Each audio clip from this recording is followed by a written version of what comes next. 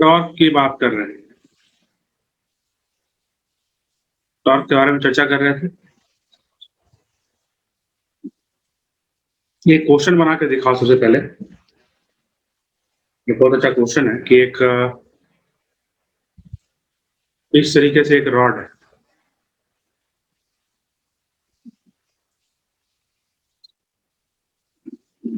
ऐसे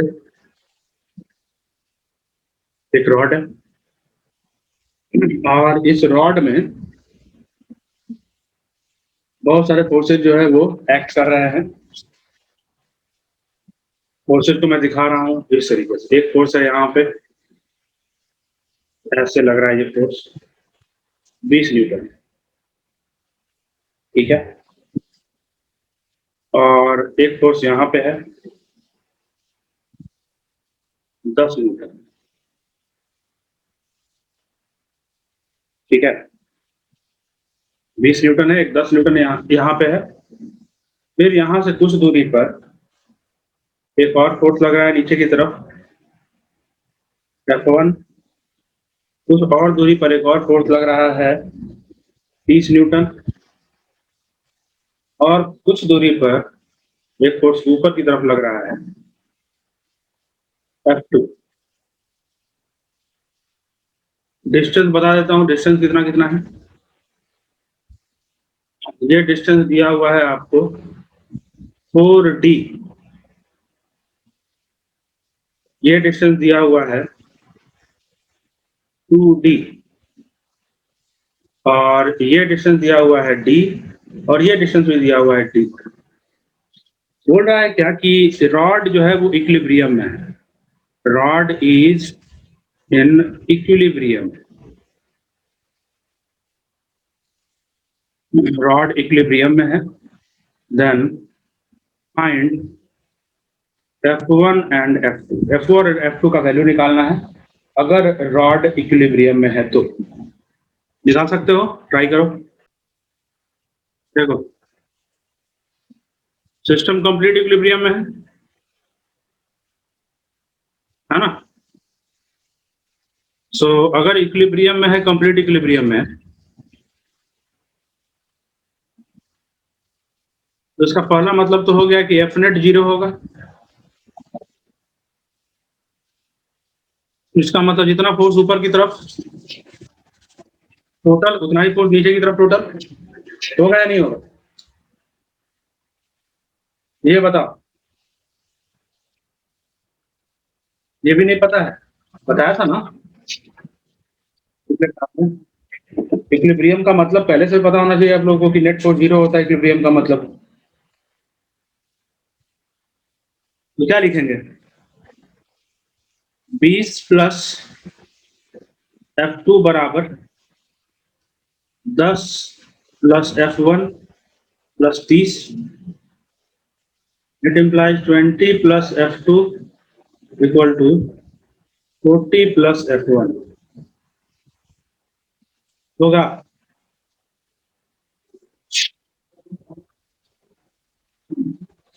या फिर यहां से क्या लिख सकते हैं हम लोग, F2 equal to 20 plus F1 लिखा जा सकता है। ये बताओ, लिख सकते हैं या नहीं लिख सकते, इसके बारे में बताइए। वो दिक्कत इसमें है तो बोलो।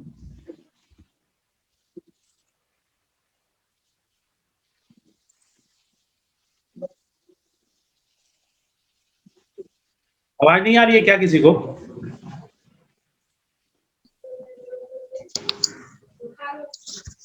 आ रहा है। सिर्फ एक स्टूडेंट ने बनाया है, ठीक है। देखते हैं, पहले तो F2 निकल गया, F2 और F1 के बीच रिलेशन निकल गए। अब इस रिलेशन का यूज कैसे करें। टॉर्क का इक्वेशन लिख सकते हैं। इक्विलिब्रियम का एक और मतलब होता है टॉर्क इक्वल टू 0। तो अब टॉर्क इक्वल टू 0 करते हैं। देखो, इक्विलिब्रियम का दूसरा मतलब torque equal to 0, net torque equal to 0।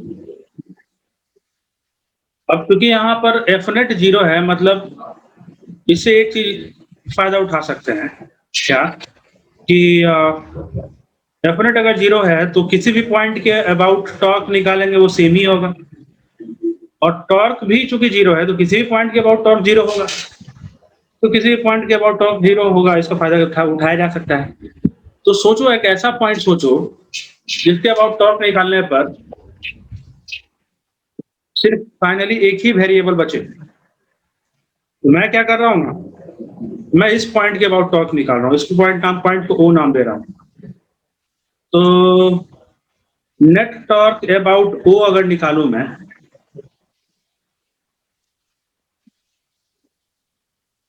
तो क्या होगा, टॉर्क अबाउट F2 आएगा, plus sorry torque due to F2 आएगा, टॉर्क ड्यू टू 30 न्यूटन आएगा,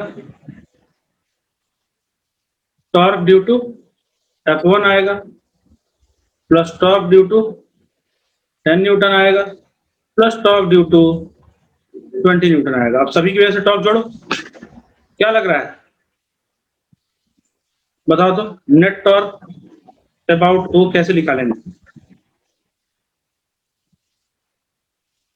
ये तो 0 हो जाएगा, क्योंकि देख रहे हो फोर्स का लाइन ऑफ एक्शन उसी पॉइंट से पास कर रहा है जिसके अबाउट टॉर्क निकालना है, तो टॉर्क हो गया 0 उसकी वजह से। 30 न्यूटन की वजह से कैसे निकलेगा? 30 न्यूटन के लिए क्या करेंगे, यहां से ऐसे लाइन ड्रॉ करेंगे, ये आर वेक्टर देगा, यहां से यहां तक का ये आर वेक्टर का डायरेक्शन देगा, ये है 90 डिग्री।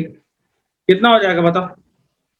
क्या इसको लिख सकते हैं 30 गुना डी, और डायरेक्शन क्या होगा, क्लॉकवाइज या एंटी क्लॉकवाइज? अरे डायरेक्शन क्या होगा, क्लॉकवाइज या एंटी क्लॉकवाइज बताओ? नहीं बता सकते हो? Anti clockwise. Anti clockwise. चलो इसको ऐसे भी दिखा सकते हैं, लिख भी सकते हैं, दिख रहा है सब लोग? प्लस F1 की वजह से बात करें, F1 की वजह से अगर बात करेंगे तो ये इसके लिए R ऐसा हो जाएगा, तो इसके लिए क्या लिखेंगे हम लोग, 2D गुना F1, और क्लॉकवाइज के एंटी क्लॉकवाइज, क्लॉकवाइज के एंटी क्लॉकवाइज, एंटी क्लॉकवाइज ही होगा, होगा। प्लस 10 न्यूटन की वजह से भी 10 इंटू 4D और एंटी क्लॉकवाइज, और 20 न्यूटन की वजह से 20 इंटू 8D, सर लेकिन हाँ हाँ बोलो। टॉर्क F2 कैंसिल कैसे होगा? मैंने वीडियो लेक्चर देखे थे जो छूट गया था, छूटा हुआ जो वीडियो लेक्चर यूट्यूब पे अपलोड किया है, देखे थे उसको? फिर यस सर। इसमें मैंने बताया नहीं था कि जिस पॉइंट के अबाउट टॉर्क निकालना है उस पॉइंट से ही अगर फोर्स का लाइन ऑफ एक्शन पास करे तो टॉर्क 0 हो जाता है। मैंने बोला था कि अगर ये रॉड है और सिंपल लॉजिकल बात भी है, तुम खुद से सोचो ना, इस पॉइंट को मैंने कर दिया फिक्स, अब तुम इस पॉइंट पर फोर्स लगाओगे ऊपर की तरफ, तो क्या रॉड घूमेगा क्या? नो जिस पॉइंट को फिक्स किया उसी पॉइंट पर तुम फोर्स लगाओगे तो रॉड घूमेगा क्या? सर। डेफिनेटली रॉड नहीं घूमेगा, तो टॉर्क 0 इसकी वजह से, और मैथमेटिकली भी इसके लिए प्रूफ है। कैसे? ये है फोर्स, और ये वो पॉइंट है जिसके अबाउट टॉर्क निकालना है। तरीका क्या होता है? तरीका है कि आप एफ आर साइन थीटा लिखिए। तो क्या है? एफ है फोर्स, आर क्या है? आर है फोर्स का पॉइंट ऑफ अप्लीकेशन, जिस पॉइंट पे लग रहा है इसी पॉइंट पे लग रहा है, जहां पर एक्सिस है उसी पॉइंट पे लग रहा है। तो फोर्स के पॉइंट ऑफ अप्लीकेशन और एक्सिस यानी कि फिक्स पॉइंट के बीच का डिस्टेंस, तो डिस्टेंस 0 हो गया ना यहाँ पे, जी सर। तो टॉर्क 0 हो गया इसकी वजह से। चलो तो अब तो लिख सकते हैं ना पूरा का पूरा, कोई दिक्कत इसमें? ये बताओ।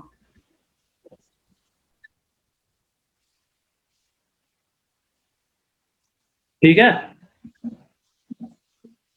तो अब बताओ कैसे निकालोगे इसको?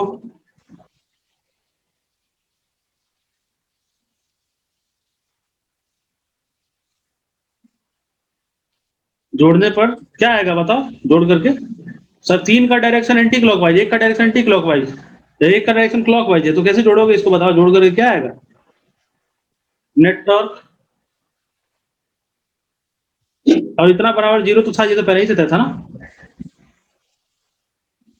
इतना बराबर 0। तो यहां से क्या मैं लिख सकता हूँ, क्या मैं लिख सकता हूँ, ये तीनों तो जुड़ जाएंगे, तो ये क्या हो जाएगा? 10 40 30 70 into D plus F1 into 2D minus 160 into D equal to 0। क्या लिख सकता हूं ऐसे बताओ? क्या इसको ऐसे लिखा जा सकता है? नहीं लिख सकते हैं? अच्छा, हाँ जी, इसको नहीं लिख सकते ऐसा? बताइए, क्या इसको लिखा जा सकता है ऐसे? हाँ या ना? लिख सकते हैं या नहीं लिख सकते हैं? हाँ सर। चलो, तो इतना इक्वल टू डी, और डी सब तो कैंसिल हो जाएगा, मतलब उधर चला जाएगा, डी को कॉमन लेकर हटा सकते हो। फाइनली आपके पास आ जाएगा 70 प्लस 2F1 इक्वल टू 160। तो यहां से F1 इक्वल टू क्या लिख सकते हैं? 160 माइनस 70 इंटू 1/2 लिख सकते हैं। ये बताओ, it implies F1 equal to, बताओ क्या हो जाएगा? 45 न्यूटन हो गया, 45 न्यूटन, और F1 निकल गया तो F2 निकल जाएगा। यहां से इसको 1 अगर माना तो फ्रॉम 1, इसको 2 मान लो तो from 1 and 2, F2 equal to क्या लिख सकते हैं? 65 न्यूटन लिख सकते हैं। हुआ जी? देखिए कैसे कैसे बना, समझ में आ रही बात? देख लो अच्छे से, उसके बाद दिक्कत है तो बोलो। नेक्स्ट क्वेश्चन करते हैं, देखो ये क्वेश्चन करके दिखाओ।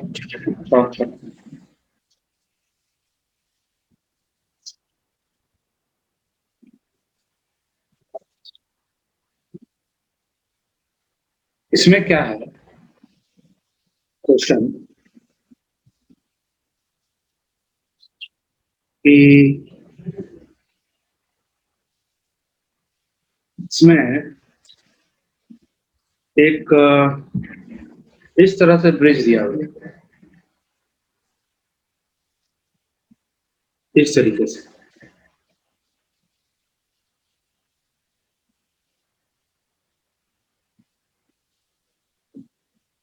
ठीक है, और इस ब्रिज पे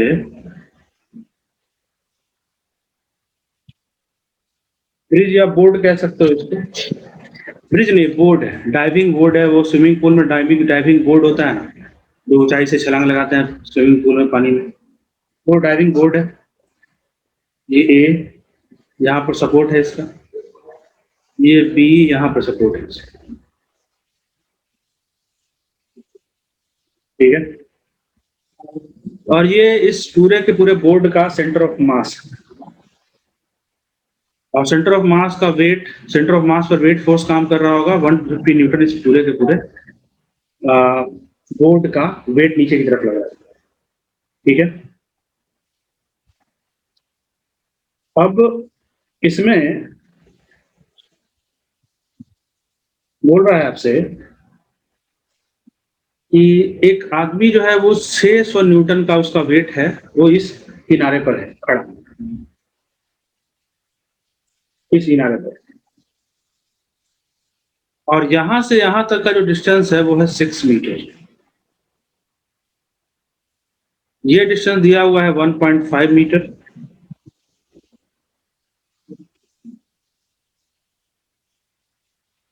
1.5 मीटर, और ये डिस्टेंस भी दिया हुआ है 1.5 मीटर, ठीक है,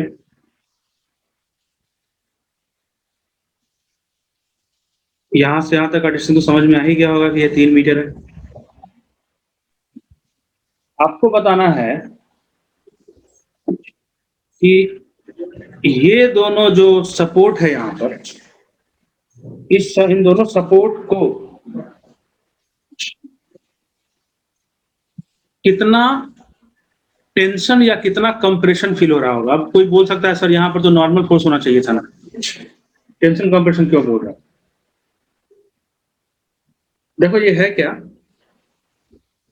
ये बोर्ड है, ठीक है। अब सिंपल बात है कि ऐसा भी हो सकता है कि यहाँ पर आदमी के होने की वजह से, ये वेट होने की वजह से ये जो बोर्ड है, ये जो इसे ज्वाइंट है, ये ऊपर की तरफ पुल होने की कोशिश करे, ऊपर की तरफ पुल होने की कोशिश करेगा, तो ये दोनों ज्वाइंट जो है वो क्या करेंगे, नीचे की तरफ इसको खींच करके रखेंगे, है ना।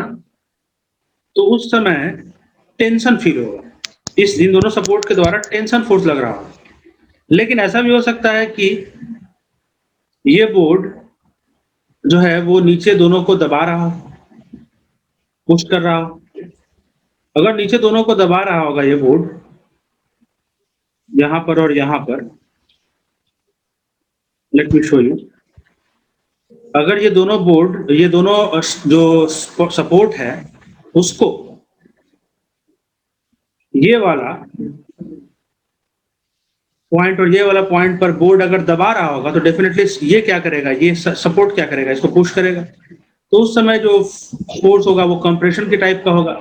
आपको सिंपली यही बताना है कि सबसे पहले कि कितना फोर्स लग रहा होगा इस पर और यहाँ पर और यहाँ पर, कितना फोर्स ये दोनों सपोर्ट लगा रहे होंगे और उनका डायरेक्शन बताना है।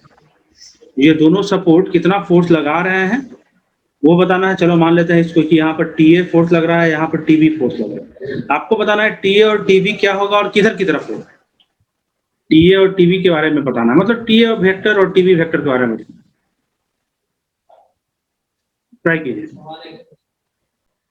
एकदम इस बात को तो ध्यान में रखना ही है कि ये पूरा सिस्टम इक्विलिब्रियम में होगा। ऐसा थोड़ी है कि स्विमर जो है वो डाइवर जो है यहाँ पर खड़ा है, पूरा का पूरा सिस्टम कोलैप्स कर गया, बेचारा दब के मर गया, ऐसा नहीं है कुछ। ये पूरा का पूरा सिस्टम इक्विलिब्रियम में है। तब आपको TA और TB यानी कि इस पॉइंट पर कितना फोर्स लग रहा होगा और इस पॉइंट पर कितना फोर्स लग रहा होगा बोर्ड पर, वो बताना है। बोर्ड पर जिसपे कि वो डाइवर खड़ा है, उस बोर्ड पर A और B पॉइंट पर कितना फोर्स लग रहा होगा सपोर्ट के द्वारा, यही बताना है। और किधर लग रहा होगा ये भी बताना है। चलो दिखाता हूँ, देखो देखिए, ये कंफ्यूजन हो सकता है कि सर पता नहीं डायरेक्शन किधर की तरफ हो, टॉर्क भी तो बदल जाएगा वगैरह वगैरह। जब भी इस तरह की परेशानी हो तो आप कोई एक डायरेक्शन चूज कर लो। मान लो कि ये डायरेक्शन जो है फोर्स का, इधर TA का डायरेक्शन ये है और TB का डायरेक्शन ये है। मतलब A पर इस सपोर्ट पर फोर्स ऊपर की तरफ लग रहा है, B पर भी ऊपर की तरफ लग रहा है, पता नहीं कितना लग रहा है। मैन का वेट तो मैं दिया हुआ था शायद 600 न्यूटन, में लिखा नहीं था लेकिन बता दिया था कि 600 न्यूटन इसका वेट है।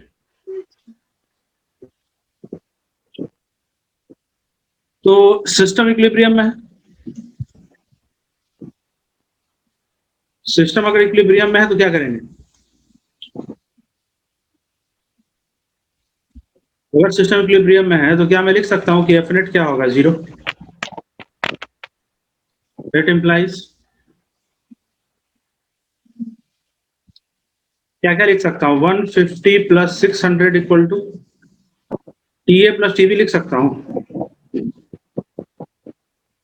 क्योंकि दोनों फोर्स नीचे लग रहा है और बाकी दोनों ऊपर लग रहे हैं। तो TA + TB इक्वल टू क्या मैं लिख सकता हूँ बताओ, 750 न्यूटन। इसको इक्वेशन नंबर 1 मान लो। तो TA + TB तो हमें मिल गया, अच्छे से मिल गया ना, TA + TB हम लोग। अब देखो TA + TB तो मिल गया, तो अब टॉर्क की बात करते हैं। क्योंकि इक्विलिब्रियम में सिस्टम है तो नेट टॉर्क भी 0 होगा, तो T नेट भी 0 कर सकते हैं। लेकिन किसके अबाउट लेने में हम लोग को ज्यादा फायदा है, टॉर्क। सिंपल बात है कि किसी पॉइंट ए के अबाउट ले लो या फिर बी के अबाउट ले लो। ऐसे लेने से फायदा क्या हो जाएगा कि उस पॉइंट के अबाउट एक वेरिएबल वाला यानी कि एक अननोन का टॉर्क तो खत्म हो जाएगा, जीरो हो जाएगा, सिर्फ एक अननोन बचेगा, हम आसानी से निकाल सकते हैं। ये थोड़ा सा होशियारी दिखानी पड़ेगी। हालांकि टॉर्क किसी पॉइंट के अबाउट लोगे तो टॉर्क जीरो आएगा ही। उस पॉइंट के अबाउट लेने में ज्यादा भलाई है जिसके अबाउट लेने पर एक वेरिएबल की वजह से टॉर्क जीरो हो जाए, एक फोर्स की वजह से टॉर्क जीरो हो जाए, एक अननोन फोर्स की वजह से टॉर्क जीरो हो जाए। तो मैं टॉर्क ए के अबाउट लेना पसंद करूंगा यार। आप चाहे तो बी के अबाउट भी ले सकते हो। समझ में आ रही बात क्यों ऐसा किया? ऐसा करने से क्या फायदा होगा? अबाउट ए लेने से फायदा होगा ये कि टॉर्क ड्यू टू ए जो हो जाएगा उस A point, sorry, torque due to T A जो हो जाएगा उस पॉइंट के अबाउट वो हो जाएगा जीरो। देखेंगे उसको भी। टॉर्क ड्यू टू टीबी भी हो जाएगा, दोनों को जो सबको जोड़ना पड़ेगा ना।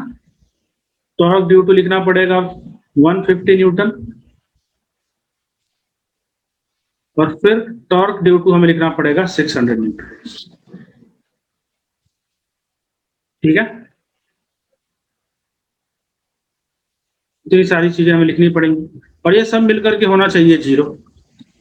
तो ये टर्म तो अपने से जीरो हो गया। ये समझ में आ रहा है ना कि ए के अबाउट टी ए की वजह से टॉर्क जीरो क्यों हो गया? बी की वजह से, टीबी की वजह से बताओ तो कैसे होगा? यहां से आर वेक्टर ऐसे ड्रॉ करेंगे, ये हो जाएगा डायरेक्शन। बताओ कितना होगा जी? TB into 1.5 क्या हो जाएगा? टीबी इंटू 1.5 होगा। डायरेक्शन क्या होगा? क्लॉकवाइज या anti clockwise? anti-clockwise. Anti clockwise.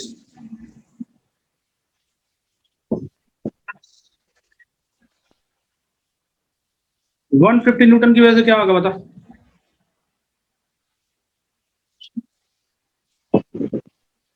150 into 3 और डायरेक्शन क्या होगा?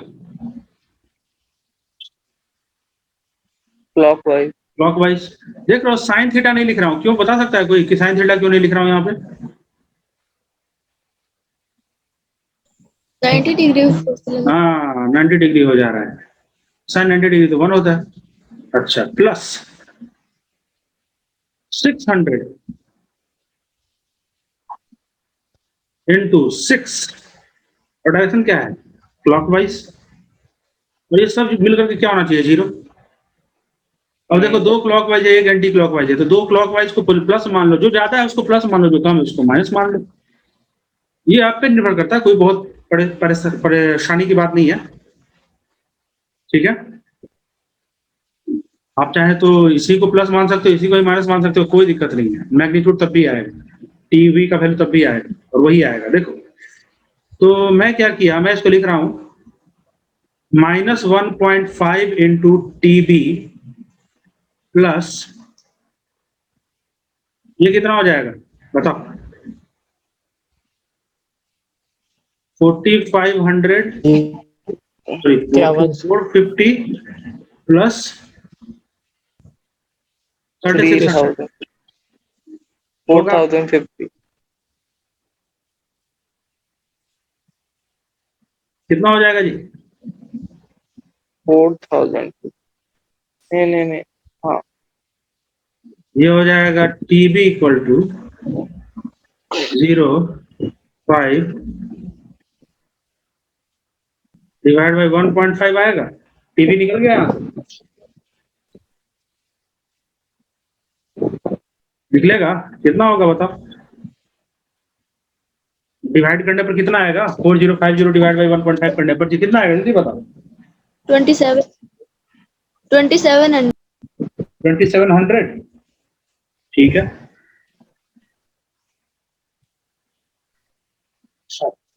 और टीए कितना आ जाएगा?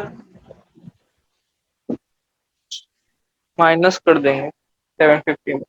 तो क्या हो जाएगा? टीए इक्वल टू 750 माइनस 2700 आएगा। तो TA कितना आ गया?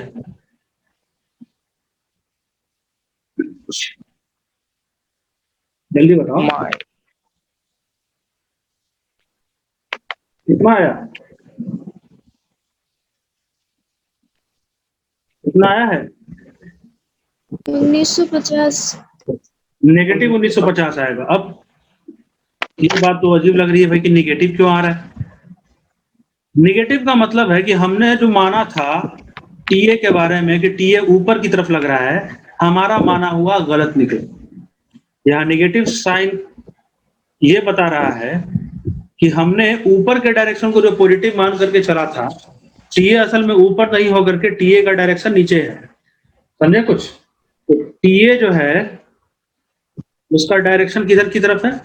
मैंने पहले भी बोला था कि जब आपको पता ना चले कि किधर की तरफ एग्जैक्टली फोर्स लग रहा है, तो आप आसानी से खुद से आप ऊपर या नीचे कुछ भी डायरेक्शन मान लो। अगर आपका डायरेक्शन सेटिस्फाई करेगा, सही है, तो आपका आंसर पॉजिटिव में आएगा। जैसे ये पॉजिटिव में आया है टीवी, देखो इसका मतलब है कि टीवी का डायरेक्शन हम लोग सही माने थे ऊपर की तरफ, लेकिन TA का डायरेक्शन हमने जो ऊपर माना था तो डायरेक्शन तो उसका अंतिम में आंसर माइनस आया है।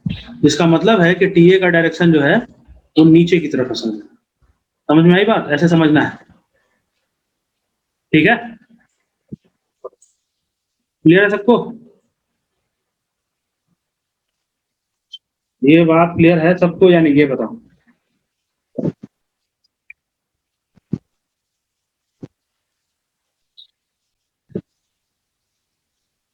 ये सवाल करो। इसमें क्या है कि एक यूनिफॉर्म स्टिक है। यूनिफॉर्म स्टिक कहने का मतलब समझ लो कि मास का डिस्ट्रीब्यूशन यूनिफॉर्म है। इस तरह से एक यूनिफॉर्म स्टिक, ठीक है? और स्टिक का लेंथ जो है वो 10 मीटर है। स्टिक का लेंथ कितना दिया हुआ है? 10 मीटर। और स्टिक के दोनों एंड पर 10 किलोग्राम और 40 किलोग्राम का दो लोड रखा हुआ है। इधर 10 किलोग्राम का और इधर 40 किलोग्राम यानी 40 किलोग्राम का एक लोड रखा है। ठीक है भाई? बोल रहा है क्या कि अगर हम चाहते हैं कि ये स्टिक जो है वो बैलेंस्ड रहे, स्टिक इक्विलिब्रियम में, हम चाहते हैं कि स्टिक इक्विलिब्रियम में रहे, हम चाहते हैं कि स्टिक इक्विलिब्रियम में रहे, तो आपको बताना है कि किस जगह पर हमें सपोर्ट देना पड़ेगा और कितना सपोर्ट देना पड़ेगा। आपको बताना है, नीचे से सपोर्ट देना होगा ना, अगर बैलेंस हम चाहते हैं तो करना। मतलब ना हम चाहते हैं कि ये इक्विलिब्रियम में रहे, मतलब हम चाहते हैं कि ये इक्विलिब्रियम में रहे, मतलब एफ नेट भी 0 हो, इक्विलिब्रियम रिक्वायर्ड है, और टॉर्क नेट भी हम चाहते हैं 0 रहे, तो हमें नीचे से सपोर्ट देना पड़ेगा। हम जानना चाहते हैं कि ये कितना सपोर्ट देना पड़ेगा और कितनी दूरी पर देना पड़ेगा। मतलब या तो तुम ये निकाल लो या तो तुम ये निकाल के बता दो। कैसे बनाएंगे इसको? देखिए, जब भी इक्विलिब्रियम का सवाल रहे तो दो चीज तो जरूरी है। एक फोर्स, नेट फोर्स का इक्वेशन लिखो, एक नेट टॉर्क का इक्वेशन लिखो, और दोनों से का यूज करके आप अननोन आसानी से हासिल कर सकते हो। जैसे इस सवाल को मैं बनाकर दिखा रहा हूं, देखो कैसे होगा। काफी ज्यादा आसान है, देखो ना तुम खुद से। इस 10 किलोग्राम की वजह से इस सिस्टम पर नीचे की तरफ वेट लग रहा होगा 100 न्यूटन, और इसकी वजह से कितना लग रहा होगा? 400 न्यूटन। तो सबसे पहले अगर हम इक्विलिब्रियम चाहते हैं तो एफ नेट तो हमारा 0 है। एफ नेट अगर 0 है तो क्या लिख सकते हैं? 400 प्लस 100 न्यूटन इक्वल टू कितना होना चाहिए? एफ, यानी कि एफ कितना होना चाहिए? 500 न्यूटन। ये बात तो तय हो गई कि एफ जो होना चाहिए 500 न्यूटन और ऊपर की तरफ होना चाहिए। इसमें तो कोई दो राय नहीं है। अच्छा, स्टिक की बात करें, स्टिक का अगर मास के बारे में कुछ नहीं बोला है तो मास नेग्लिजिबल भी मैं मान रहा हूँ कि मास कुछ नहीं है इसमें, ठीक है, यानी कि सिर्फ और सिर्फ नीचे से हमें सपोर्ट लगाना पड़ेगा इतना, लेकिन कितनी दूरी पर लगाना पड़ेगा, ये तो हो गया नेट फोर्स जीरो करने के लिए। नेट टॉर्क जीरो होना चाहिए ना। कभी देखे हो ऐसा, पेन को अगर उंगली पे बैलेंस करते हो तो देखते हो पेन रोटेट कर जाता है, अगर ठीक से बैलेंस नहीं किया हो तो होता है या नहीं होता है? उंगली पे पेन को बैलेंस करके देखो, थोड़ा सा एक ही पॉइंट पर बैलेंस हो रहा होगा, अगर उससे थोड़ा सा भी इधर उधर करोगे तो वो रोटेट करने लगता है, होता है कि नहीं ऐसा? देख लो, करके देखो अभी। Yes sir. क्या जी हो रहा है सबको? देख लो, ट्राई कर सकते हो उंगली पे बैलेंस करने का, एक ही पॉइंट पे वो बैलेंस होगा, ठीक है। उससे थोड़ा सा भी इधर उधर करोगे ना तो रोटेट कर जाएगा। मतलब कहने का मतलब है कि वहां पर रोटेशन प्रोड्यूस हो गया, टॉर्क वहां पर कुछ मिला तभी की वजह से रोटेशन हो रहा है। तो यहाँ पर भी अगर इस पॉइंट को अगर ठीक से नहीं चुनोगे ना तो ये पूरा का पूरा सिस्टम इस पॉइंट के अबाउट रोटेट कर जाएगा, या तो ऐसे रोटेट करने लगेगा या तो ऐसे रोटेट करने लगेगा। हमें रोटेशन भी रोकना है, यानी कि इस पॉइंट के अबाउट हम टॉर्क को जीरो कर दे रहे हैं।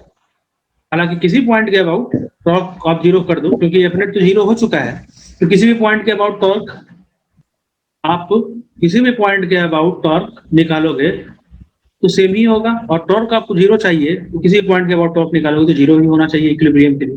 खैर, हमें तो काम है, हम जो निकालना चाहते हैं वो ये निकालना चाहते हैं, ये डिस्टेंस। चलो मैं यही चाहता हूँ कि यही निकाल लूँ, कितना होगा, कैसे निकले? नेट टॉर्क क्या है? जीरो, ये हम चाहते हैं। नेट फोर्स क्या है? जीरो, ये दिया हुआ है। नेट टॉर्क जीरो हम चाहते हैं क्योंकि ये भी रिक्वायर्ड। तो किस पॉइंट के अबाउट टॉर्क निकालने पर ये हमें अननोन पता चल जाएगा? मैं यहाँ पर ए पॉइंट नाम दे रहा हूँ, यहाँ बी पॉइंट नाम दे रहा हूँ, यहाँ सी पॉइंट नाम दे रहा हूँ। बताओ किस पॉइंट के अबाउट टॉर्क निकालूं कि हमें ये अननोन पता चल जाए? ए पॉइंट के अबाउट, बी पॉइंट के अबाउट या सी पॉइंट के अबाउट? थोड़ा सोच के बताओ।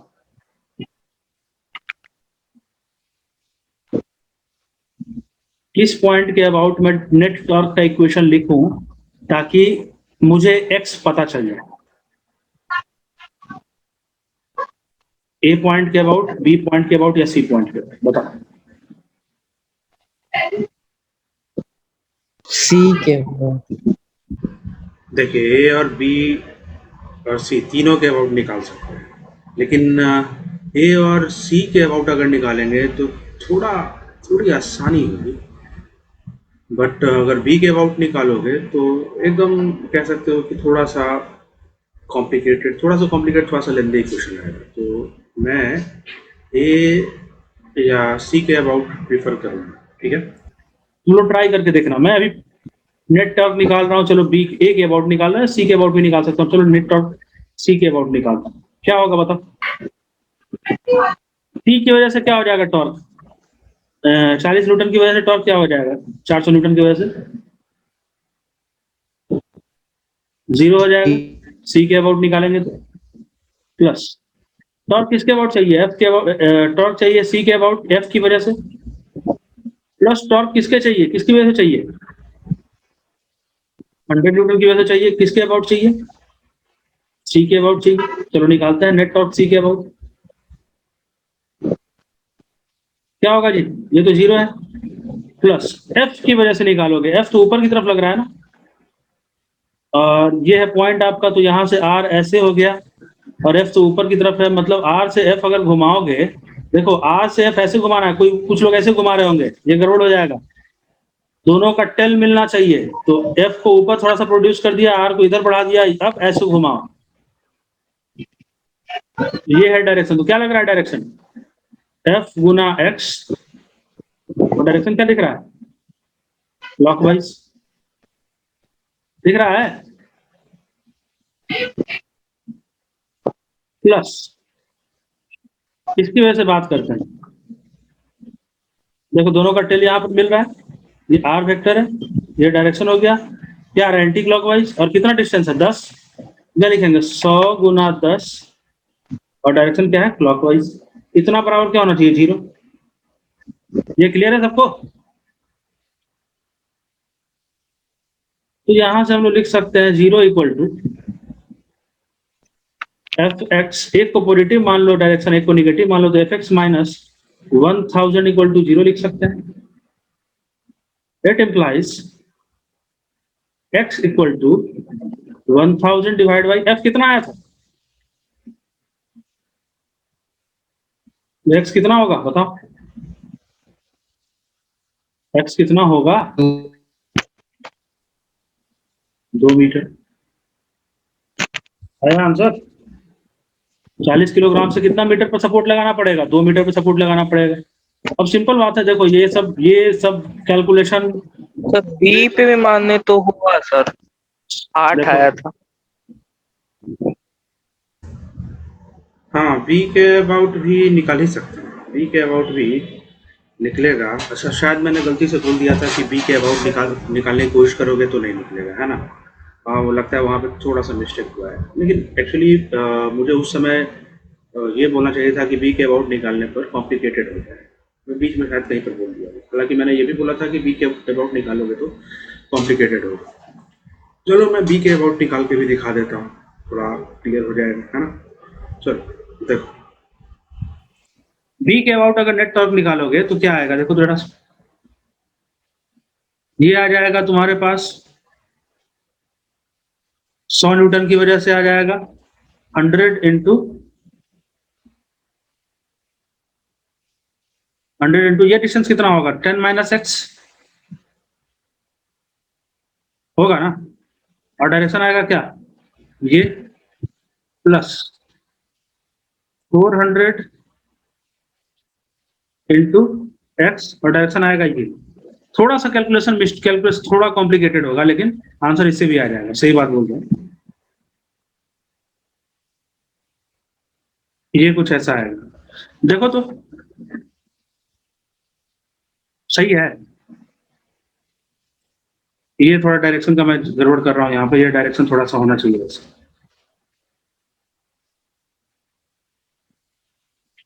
ऐसे भी निकाल सकते. क्या हो जाएगा ये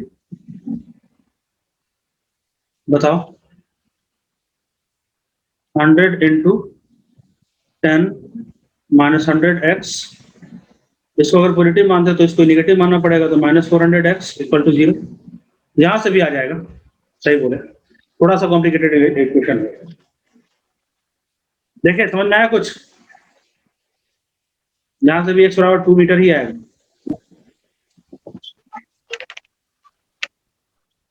है ना? बताओ,